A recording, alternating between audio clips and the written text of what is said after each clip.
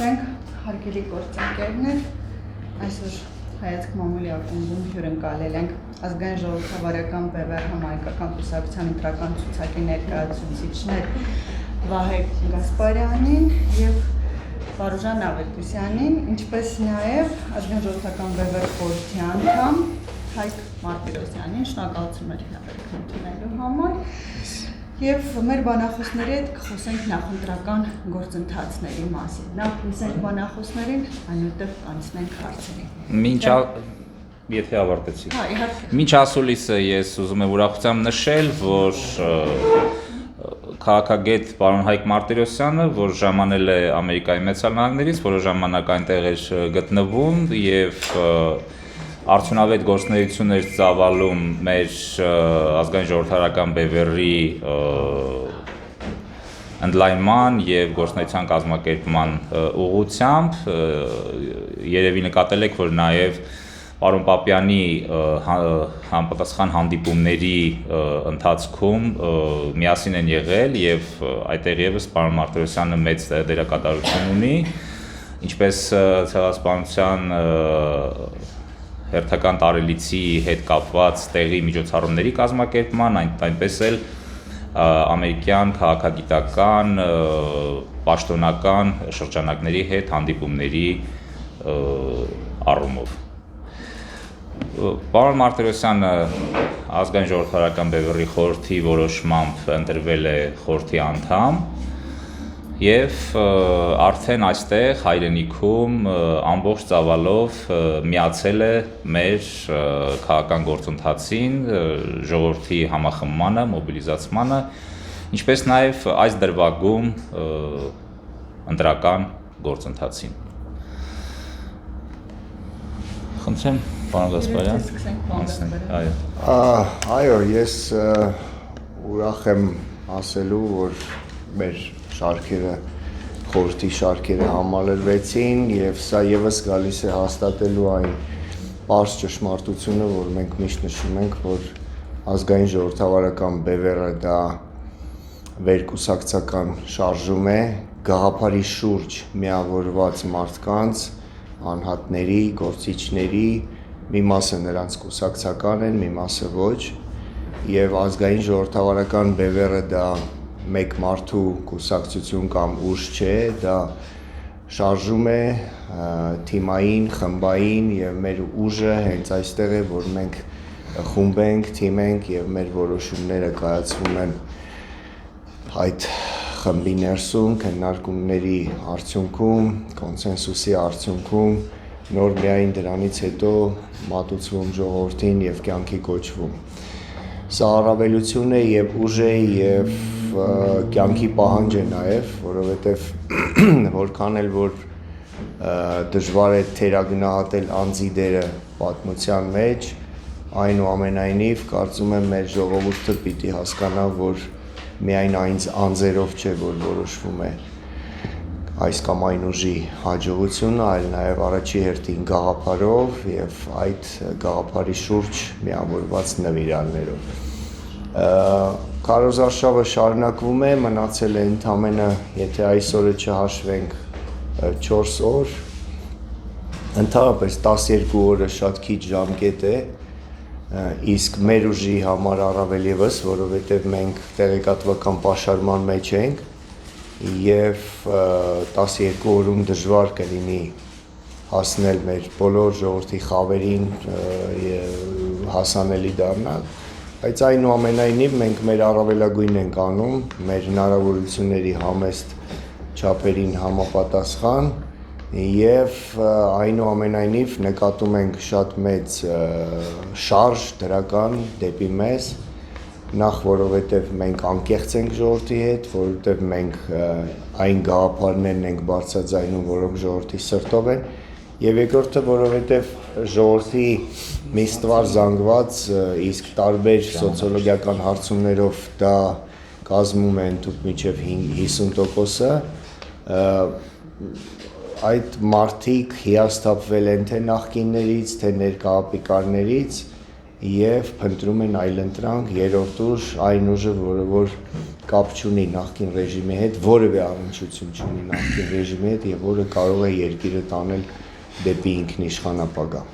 Եվ այսքանը։ Լսենք նաև պարոն Մարտիրոսյանին։ Ահա։ Հետո հարցերին կպատասխանեմ։ Ես կարճ կխոսեմ, կարծում եմ, որ բոլորդ ինձ հետ համաձայն կլինեք, որ մենք գտնվում ենք ծանրագույն վիճակում, շատերը դա չեն գիտակցում, բայց դրանից իրականությունը եւ իրողությունը չի փոխվում, եւ այսօր մենք կանգնած ենք ջրբաժանի առջեւ, որտեղ կա մեկ ուժ, դա նախկիններն ու ներկաներն են, դա միացյալ մի ուժ է, որը կառավարվում է եւ հովանավորվում է մեկ կենտրոնից, որն իր հերթին սպասարկում է թուրքական օրակարգ, եւ մյուս կողմից կա միայն մեկ ուժ եւ ցավոք սրտի միայն մեկ ուժ, դա ազգային ժողովրդավարական բևեռն է, որը անկեղծ է, որը անկախ է, որը իրոք միակ ազգային ուժն է եւ որի դեմ պայքարում է ամբողջ քաղաքական սպեկտրումը մնացած նախորդ իմ նշված հատվածի, որպեսզի որևէ կերպ թույլ չտրվի, որպեսզի այս ուժը կարողանա իր միակ գործուն եւ կենսունակ գաղափարներով երկիրը դուրս բերի այս ոչ միայն կախյալ իրավիճակից, այլև ոչնչացման տանող իրավիճակից, որովհետև կա մի շատ պարզ ճշմարտություն ներկայիս հանգամանքներում, Հայաստանը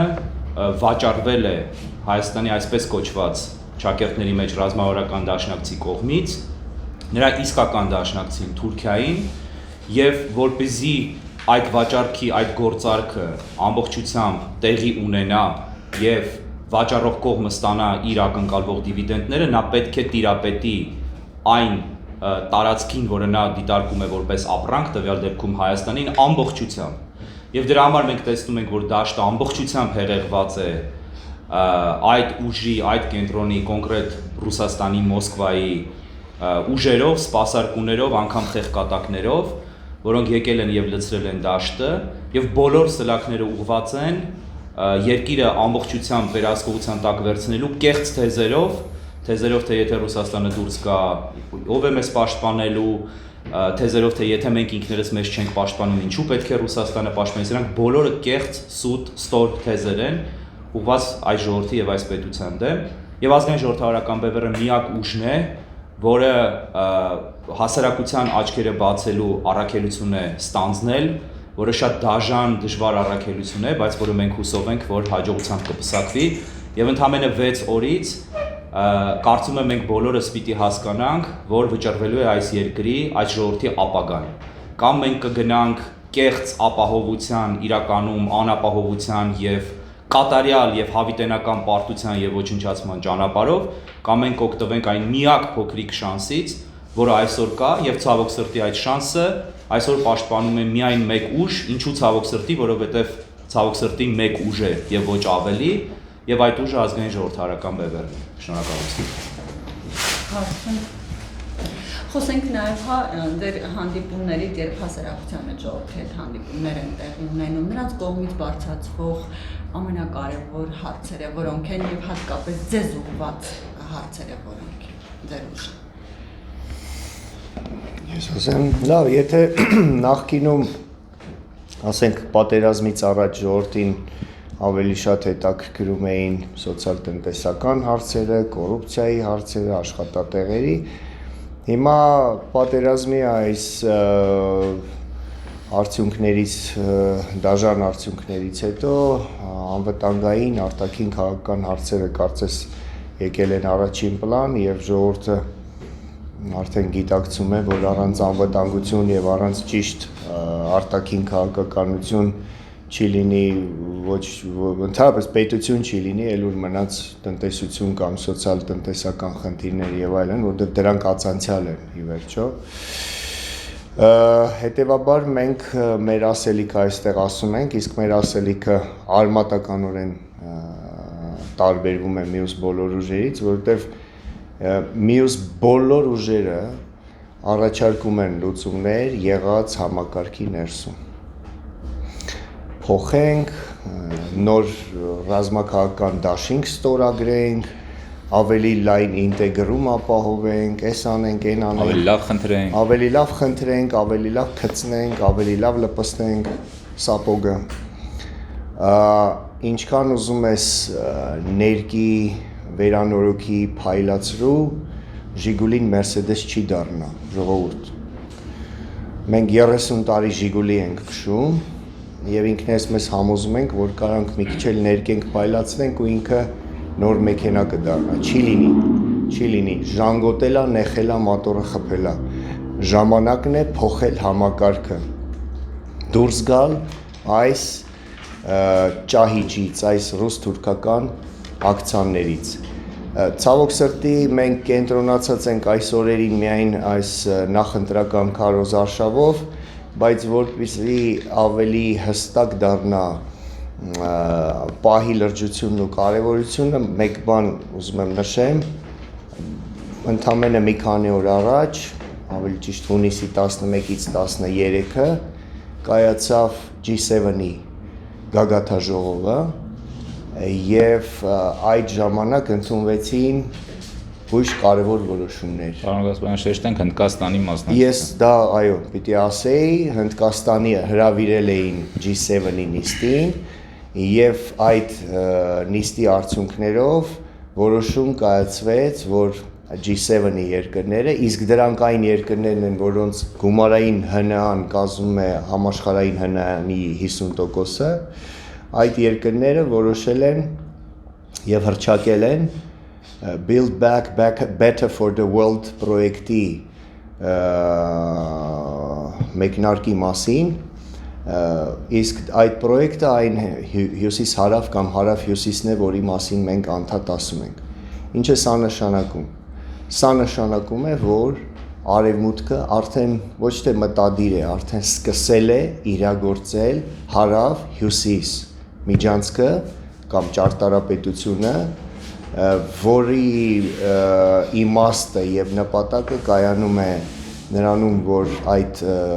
ճարտարապետության շնորհիվ Պարսից ծոցի տարածաշրջանի, հնդկական օվկիանոսի տարածաշրջանի երկրները Իրանի եւ Հայաստանի, Վրաստանի միջով կկապնվեն Սևծովի Եվրոպայի հետ եւ որը կոչված է զսպելու այլընտրանք հանդիսացող ուրեմն մեկ գոտի, մեկ ճանապարհ չինական պրոյեկտը, որի մաս է կազմում ադրբեջանա-թուրքա-ռուսական պրոյեկտը Մեղրիի միջանցքով Ադրբեջանը Նախիջևանի կապելու առումով։ Մեկ այլ կարևոր բան ասեմ, որ Deutsche Welle-ի տվյալներով կարծում եմ մենք իրավունք չունենք Deutsche Welle-ին չհավատալու, որովհետև դա Russia Today-ը չի։ Ես կխնդրեի նախ այս ամեն ինչը, ես հասկանում եմ այստեղ հանրային նկահը երկուսը կենտրոնը, դուք հնարավորություն չեք ունենալու ամեն ինչ ցույց տալ, բայց կտրելուց հետո կարևոր բաները թողեք, հա, մանավանդ սա, թող մեր հանրությունը իմանա, մանավանդ հանրայինին է սա վերաբերում։ Ուրեմն Deutsche Welle-ի տվյալներով Ռուսաստանի խնդրանքով Չինաստանը հոկտեմբերի 10-ին վետո է դրել ՄԱԿ-ի անվտանգության խորհրդի որոշման վրա պատերազմը դադարեցնելու եւ միջազգային խաղաղապահներ տեղակայելու, որի դիմաց Թուրքիան խոստացել է պրեֆերենցիաներ։ Մենք հիմա հասկանում ենք պրեֆերենցիա ասելով թուրքերը ինչ են նկատի ունեցել, այսինքն վետո դրեք, մենք հայերին կոտորենք, հետո մեղրին ձեզ համար կվերցնենք եւ այդ միջանցքի միջոցով ձեր մեկ գոտի, մեկ ճանապարհը հնարավորություն կունենա այդ տեսքով կյանքի կոչվել։ Մյուս կարևոր բանը, տեսնում եք ինչքան կարևոր բաներ են տեղի ունենում մեր իրականության մեջ այս օրերին, բաներ, որոնք երևի 100 տարին մեկ են լինում իրենց պատմական նշանակությամբ, սրանց մասին չի խոսվում։ Մյուս բոլոր ուժերը միայն խոսում են իրար մեղադրելու համար, իրար ցեխ շպրտելու եւ այլն։ Մյուս կարևոր բանը, ուրեմն կարծես պոպուլիստ եւ դեմագոգ ղեկավարների եւ ավտոկրատ բռնակալ դեմագոգ ղեկավարների դարն ավարտվում է, Տրամպի ետևից հեռացավ Նետանյահուն, որը ստվերային կնքահայրություն է անում դավադիր պատերազմի ժամանակ, դրան կհաջորդի Ռեջեփ Թայիփ Էրդողանի մեղմ ասած վատ կյանքը սկսվող, դրան կհաջորդի Կրեմլյան էլիտայի ծանր օրերը, որոնք կհաջորդեն Բայդեն-Պուտին հանդիպումից հետո, այն Ալիևների մասին էլ չենք խոսում։ Նրանց փոխարեն եկել են Բայդենի նման, Մակրոնի նման, Մակրոնը կար, բայց Ամերիկայի սատարումը չուներ, հիմա ունի, եւ կարծում եմ մենք պիտի ստապ գնահատենք այս ամեն ինչը, եւ մենք կանգնած ենք հիմա ոչ թե սև, սպիտակ, այսպես նախկին ներկա այդ էժան կեղծ ընտրության առջև, ոչ, մենք կանգնած ենք քաղաքակիրթ աշխարհին միանալու հյուսիս-հարավի մեգապրոյեկտի օղակ տարանցիկ երկիր, որը կտա անվտանգային երաշխիքներ, տնտեսական, տեխնոլոգիաների, ինֆրակառուցվածքի զարգացման ներհոսքի երաշխիքներ եւ կամ ռուս-թուրքական ակցանում, ռուս-թուրք-ադրբեջանական ակցանում մնալու, Սյունիք, Գեղարքունիք պետականություն կորցնելու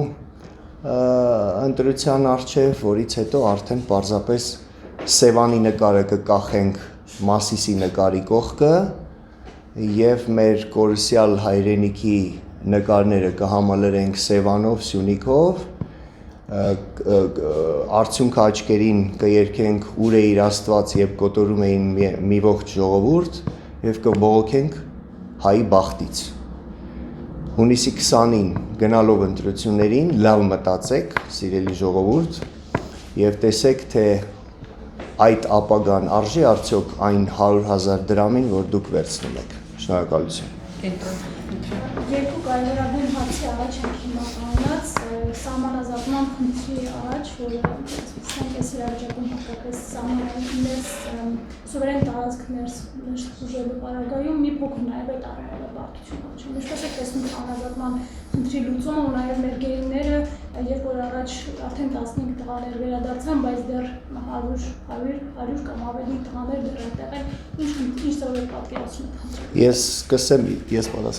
Ես սկսեմ երկրորդ հարցից, շնորհակալություն, որ հիշեցրեցիք։ Դա եւս ցույց է տալիս այն, որ մեր ամերիկյան, ֆրանսիական դաշնակիցները շատ լուրջ են տրամադրված, այլևս այս տարածաշրջանում, որովհետև գերիները վերադարձվեցին հենց ԱՄՆ-ի միջնորդությամբ, ԱՄՆ եւ Վրաստանի, եւ գերիների վերադարձը եղավ փոխպետքարտուղար Ֆիլիպ Ռիքերի այցելության հաջորդ օրը կամ 2 օր հետո։ Այն դեպքում, երբ Ֆիլիպ Ռիքերը այստեղ լինելով խոսեց ոչ միայն գերիների, բոլոր գերիների, անհապաղ, ընդ որում ոչ թե war prisoners, այլ detainees, այսինքն այստեղ տերմինների խաղ չի, նրանք այդ մարդկանց գնահատում են ոչ միայն ոչ թե որպես ռազմագերի, այլ ձերբակալված կամ անօրինականորեն պահված մարդիկ նկատի ունեն եւ ռազմական, այսինքն զինվորական, եւ քաղաքացիական, եւ պատերազմի ժամանակ, եւ պատերազմից հետո, եւ Արցախում, եւ Հայաստանի տարածքից բոլորին։ Ֆիլիպ Ռիքերը խոսեց հարցի համապարփակ կարգավորման մասին, կարգավիճակը ներառյալ եւ առաջի հերթին, ի հեճուկս Լավրովի, որը խոսում է, որ կարգավիճակը պիտի հետաձգվի անորոշ ժամանակով։ Ֆիլիպ Ռիքերը խոսեց Արցախում միջազգային մանդատ ունեցող դիտորդների խաղաղապահների մասին, ինչի մասին ռուսները չեն խոսում։ Ֆիլիպ Ռիքերը խոսեց հայ-ամերիկյան հարաբերությունների մասին անվանելով Հայաստանը ընկեր երկիր, friend, հենց այդպես էլ ասել։ Ֆիլիպ Ռիքերը խոսեց ամերիկա-իրանական հարաբերությունների բարելավման մասին, եւս ակնարկ անելով հյուսիս-հարավի վրա, եւ Ֆիլիպ Ռիքերը խոսեց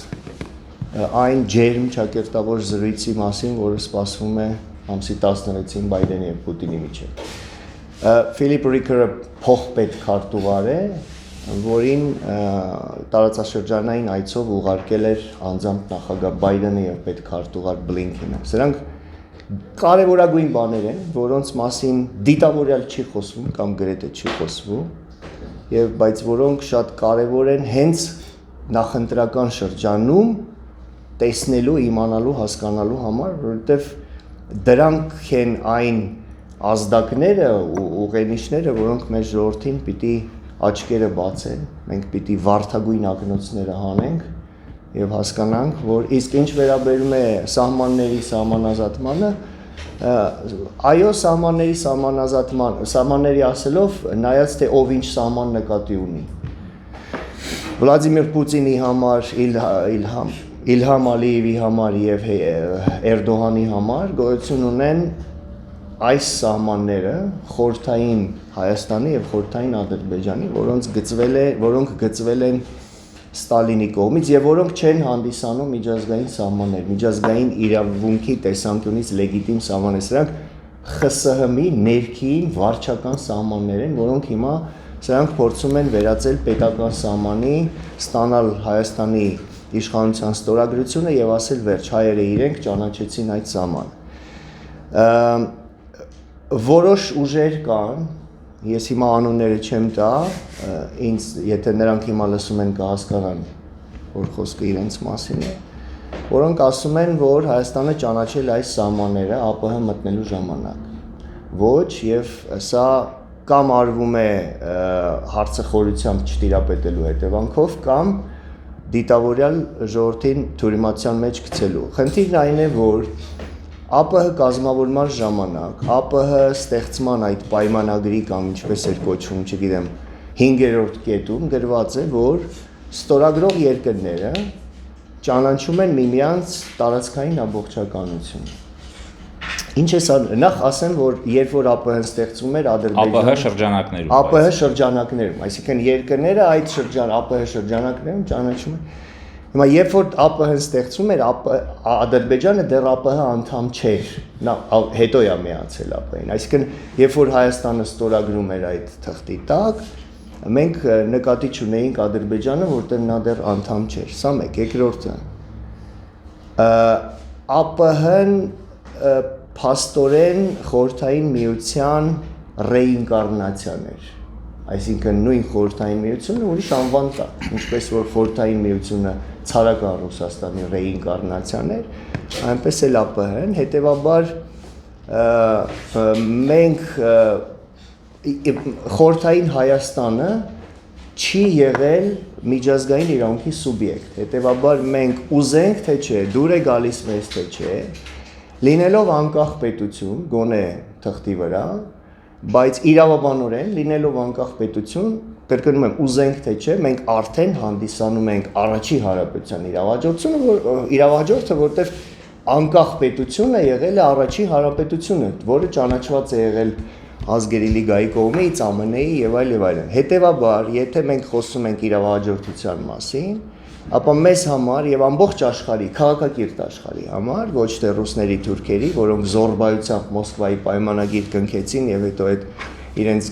չարաբաստիկ մատիտներով գծած սահմանները փորձում են պարտադրել մեզ եւ ամբողջ աշխարհին,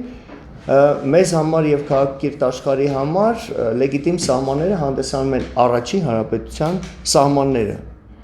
որոնց արևմտյան հատվածը որոշվել է Վուդրո Վիլսոնյանի իրավարվերջորով, իսկ արևելյան սահմանները որոշվել են Փարիզյան վեհաժողովի, խաղաղ վեհաժողովի հատուկ հանձնախմբի զեկույց առաջարկով փետրվար 24, 1920 թվական։ Եվ այդ որոշման տակ դրված է Մեծ Բրիտանիայի, Ֆրանսիայի, Իտալիայի, Ճապոնիայի ստորագրությունները, այդ որոշումը հավանություն էր արժանացել այն ժամանակ ԱՄՆ-ի կողմից եւ կցվել էր Վուդրո Վիլսոնյան իրավարար վճռին, դառնալով Հայաստանի Հանրապետության սահմանները որոշող մի ամփոփ փաստաթուղթ։ Հետևաբար մենք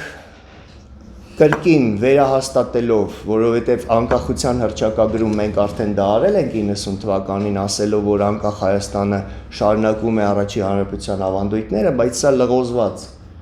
ձևակերպում էր, պայմանավորված այն ժամանակվա իշխանությունների ապիկարությամբ, հիմա մենք հստակ դա կհռչակենք եւ կչեղարկենք, առոչինչ կհայտարարենք ԱՊՀ-ի եւ ընդհանրապես խորհրդային միության օրոք, ԱՊՀ-ի օրոք գործող բոլոր միջպետական պայմանագրերը, ներպետական ակտերը, որոնք վերաբերում էին Հայաստանին, Արցախին, Նախիջևանին։ Վերջ, Հետևաբար մենք կողմ ենք սահմանների սահմանազատմանը, իհարկե սահմանը պետք է սահմանազատվի, սահմանանշվի, բայց լեգիտիմ սահմանների։ Շնորհակալություն Հարեն։ Ձեր նշած նպատակներին հասնելու համար մենք որպես գործընկեր տեսնում ռազմավարական գործընկեր, որովհետև առաջարկում եք հրաժարվել Ռուսաստանի հետ ռազմավարական դաշնակցությունից ու նաև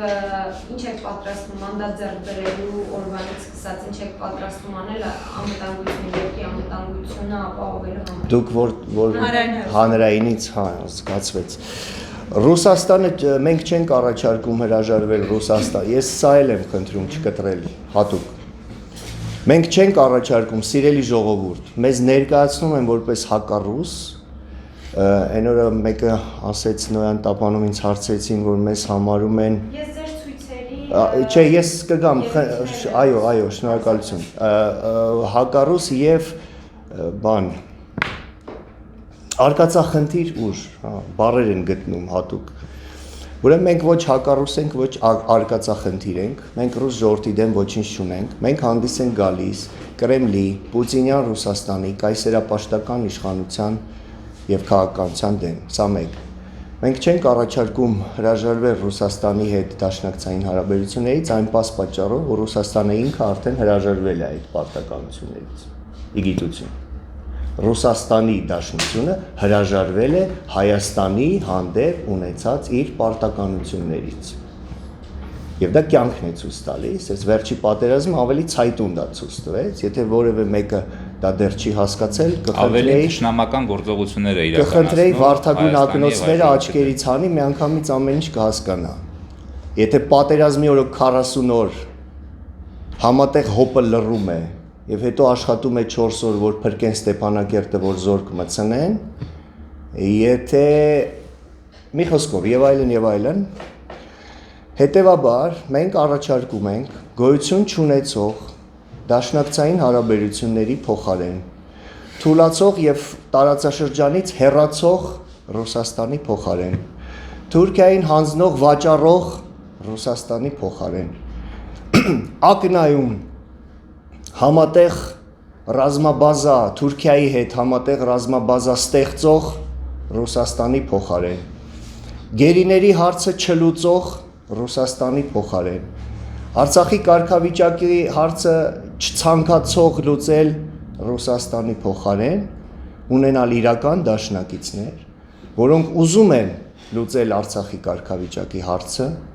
որոնք ուզում են լուծել գերիների հարցը եւ արդեն իրենց ջանքերի շնորհիվ կարծես սկսվել է գերիների ազատ արձակումը, որոնք ուզում են տալ մեզ անվտանգային իրական երաշխիքներ, եթե մենք այդ կամքը ունենանք, իսկ դուք գիտեք, որ մեր ուժը դիմել է Ամերիկայի Միացյալ Նահանգներին ստանալու համար Major Non-NATO Ally of the United States of America կարգավիճակը, Ամերիկայի ոչ ՆԱՏՕ անդամ գլխավոր դաշնակցի կարգավիճակը, որը մեռելածին հապկից եւ Ռուսաստանի հետ ունեցած դաշնակցային պայմանագրից իրական երաշխիքներ կտա, ասեմ, որ հուլիսի վերջին նախագահ Զելենսկին այցելելու է Վաշինգտոն Ջո Բայդենի հրավերով եւ շատ հավանական է, որ այդ կարգավիճակը տրվի Ուկրաինային։ Այդ կարգավիճակը ունեն 18 երկրներ եւ այնպիսի լուրջ եւ հարգված երկրներ, ինչպիսին է Իսրայելը, Հարավային Կորեան, Ճապոնիան, Ավստրալիան, Հնդկաստանը, Բրազիլիան, Եգիպտոսը եւ այլն։ Հետևաբար մենք առաջարկում ենք ոչ թե մեկ անվտանգային հայեցակարգը փոխել մյուսով, այլ չեղածի տեղը ստեղծել, մենք հիմա անվտանգային համակարգ չունենք։ Ամերիկային եք տեսնում ռազմավարական։ Նաև հիմնականում Ամերիկային, բայց նաև ունենալով Ամերիկայի դաշնակցի կարգավիճակը մեզ ոչինչ չի խանգարելու համագործակցություն ծավալել Ֆրանսիայի հետ, Հնդկաստանի հետ, Իրանի հետ, օրինակ Եգիպտոսը ունենալով այդ կարգավիճակը ԱՄՆ դաշնակցի գնում է զենք եւ Ֆրանսիայից եւ Ռուսաստանից իմիջայլով։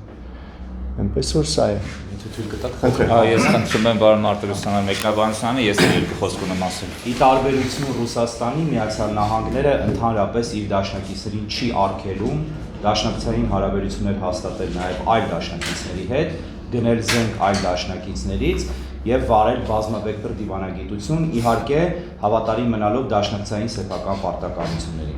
Իսկ եթե նայում ենք Ռուսաստանին, ապա ավանդաբար 30 տարի շարունակ եւ հատկապես այսօր ուղղակի դա հասել է կատարելության բացասական առումով, Ռուսաստանը Հայաստանին անընդհատ արգելել է անել ինչ-որ բաներ, եւ հիմա քաղաքական դաշտում դուք լրագրողները դուք բոլորդ շփվել եք այդ մարդկանց հետ եւ լսում եք, որ ասում են Ռուսաստանը չի թողնի, Ռուսաստանը կնեղանա, վախենում են անգամ ինքնական վախենում են անգամ նեղացնել Իրանին, թեև Իրանը շատ հարցերում ընդհանրապես չի էլ նեղանա եւ այս կոնտեքստում մենք պիտի հասկանանք, որ տրվող հարցերը թե պատկերացնում եք Միացյալ Նահանգներին, հեգնական առումով, որոնք մեզ հաճախ վերջին օրերին տրվում են, այո, պատկերացնում ենք Միացյալ Նահանգներին եւ եթե դրա մեջ որևէ մեկը վատ բան է տեսնում, թող ասեն։ Այստեղ կա երկրորդ հարցը, որը գալիս է, դա այն է, որ անընդհատ հարց է տրվում, դա պատկերացնում եք Ռուսաստանը գնաց Միացյալ Նահանգները բերելու է զորք լցնի, զորք կանգնեցնի, թշնամու դեմ եւ Հայաստանը պաշտպանի։ Եվ սրա պատասխանը շատ պարզ է, հնարավոր է այո, ընդամենը մի քանի մեքենայի եւ մի քանի դրոշի տեսքով, որը լիովին բավարար է խնդիրներ լուծելու համար Միացյալ Նահանգների, որտեղ Միացյալ Նահանգները աշխարհի պետությունների 90%-ում, որտեղ խնդիրները լուծում ռազմական, ընդհանրապես մարտերի մեջ չի մտնում։ Բարձրացնում է դրոշը եւ վերջ խնդիրները լուծում է։ Եվ ամենակարևոր գործիքը, որ մեկ հեռախոսազանգում։ Այո, որը ունի Միացյալ Նահանգները, որը ընդհանրապես չի ենթադրում ռազմական որևէ միջամտություն, ընդհանրապես դա ամենահզոր զենքն է, որին Միացյալ Նահանգները տիրապետում եւ դա միջուկային զենքը չէ, դա Սպիտակ տանը գտնվող նախագահի աշխատասեղանին դրված հեռախոսն է, որով զանգեր են կատարվում եւ ուղղակի բանակներ են կանգնեցվում եւ կամ ընդունվում են որոշումներ, որոնք որոշում են երկրների ճակատագրերը։ Այդ թվում ռուսական բանակը, որը հեռացավ մեկ զանգից հետո Ուկրաինայի սահմանից 150 հազարանոց ռուսական փառահեղ բանակ։ Ինչպես նաև ռուսական բանակը, որը հասել էր Թբիլիսիի մատույցներ 2008 թվականին եւ ամերիկյան Սպիտակ տնից հնչող զանգերով, ինչպես նաև Ֆրանսիայի նախագահի ժամանակվա Սարկոզի անմիջական միջամտությամբ, եթե հիշում եք, հետ քաշվեցին եւ մի մետր հող հավելյալ նկատի ունեմ 93 թվականի կորուստներից առավել Վրաստանը չկորցրեց այլևս այդ պատերազմի ժամանակ։ Եվ այստեղից հետևություններ։ Ինչ է ստացել Հայաստանը Ռուսաստանի հետ դաշնակցության արդյունքում, ստացել է միայն ու միայն կորուստներ, միայն ու միայն նվաստացում եւ հենց հիմա մեր աչքի առջեւ Հայաստանի պետությունը եւ պետականությունը քանդվում են եւ Ռուսաստանը ոչինչ չի անում օգնելու Հայաստանին, ընդհակառակը բացահայտորեն օգնում է Թուրքիային եւ Ադրբեջանին ոչնչացնելու Հայաստանը։ Այնպես որ եւ վերջին հարցը, որին ես անդրադարձա ամենասկզբում, նոր օրակարգ է ձևավորվել կեղծ Ռուսաստանից թելադրվող, թե գիտեք ինչ կա եւ դա ռոպագանդիստներն ու քաղաքական ուժերը այս նախընտրական շրջանում շատ են հորջորջում, թե եթե մենք մեզ չենք օգնում Ռուսաստանը ինչ անի, դա հենց Կրեմլից թելադրված ռոպագանդա է կեղծ, որովհետեւ Ռուսաստանը մի կողմից ասում է ոչինչ չանեք, ձեզ թույլ չեմ տալիս, մյուս կողմից մեղադրում է Հայաստանին արդեն հրապարակայնորեն ընդ որում իր գործակալական ցանցի միջոցով երկրի ներսում, ասելով թե դե որ մենք չենք անում, բա ռուսները ինչպես անեն։ Հասկանում եք, շատ պրիմիտիվ բաներ են եւ այստեղ ցավալին է, որ մեր ժողովրդին դրել են ընդհանրապես ոչինչից ոչինչ չհասկացողի տեղ։ Եվ